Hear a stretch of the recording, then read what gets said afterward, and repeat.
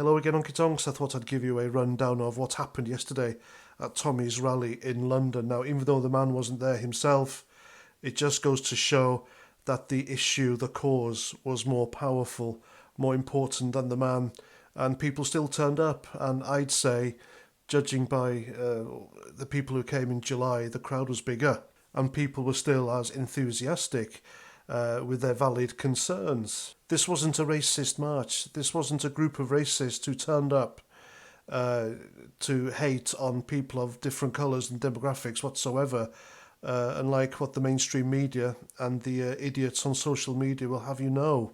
And it was a great day, enjoyed by all. The best thing was, nobody kicked off. There was no trouble, no aggro, which meant that Keir Starmer, Hope Not Hate, and the other lefty extremists, they had nothing. The mainstream media had nothing on us whatsoever. And by all accounts, they seemed disappointed. Well, boo-hoo, deal with it. If anything, there was trouble on the other end, where the countermarch was going on near Trafalgar Square, the left-wing extremists, the so-called anti-fascists. There was a bit of trouble at their end, so, what does that tell you? Anyway, so I turned up in London very early. I made my way to Downing Street. I saw the big screen platform being set up adjacent to Downing Street in Whitehall. I had a chat with a few of the people there. I then made my way up to Victoria Station where the march was going to be starting off, and there was a small crowd there, but that quickly got larger. I set up my live stream. I talked to many of you, and it was a great joy. I really enjoyed talking to you guys.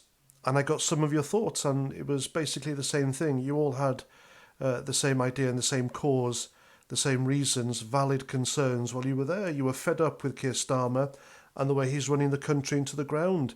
You weren't happy with Tommy Robinson being arrested and incarcerated, and also you had great sympathy with Peter Lynch and his family. And for, the likes of Hope Not Hate and the mainstream media, etc., calling it a far-right extremist march, well, there were people of all colours there.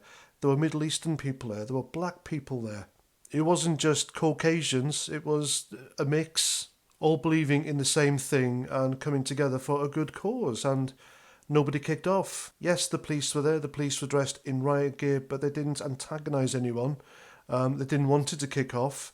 They helped, actually. They gave directions. They directed people. It was just amicable.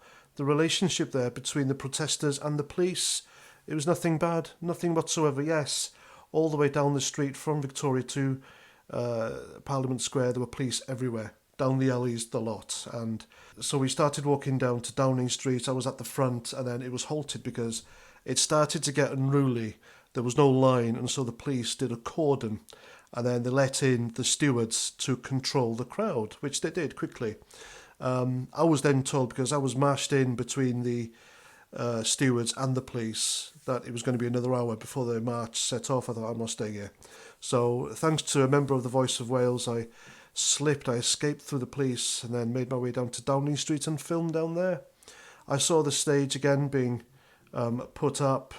I spoke to a few more people, and then I had to leave early because I've got a job. So the time I spent there, it was enjoyable. It was good. It was great listening to people's stories, the reasons they were there, etc. I bumped into Jeff Taylor, who told me he likes my channel, and that's high praise indeed coming from him.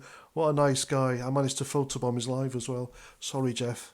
I spoke to Tommy Robinson's uncle near Westminster train station, had a good chat with him, and it was just a great day, talking to so many people. Everyone was peaceful. It was just how it should be, really.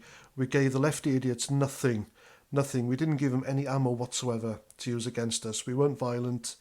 Nobody kicked off. It was just great. So I kept tabs on the event on the train on the way home, and it was just speakers, and that's it. And then everyone went home.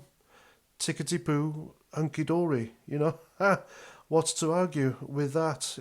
Whether it made an impact on Keir Starmer and Labour, of course it wouldn't, but, people were just, they felt that they had to turn up and just show that so many people give a shit about the country and we have concerns and they're valid.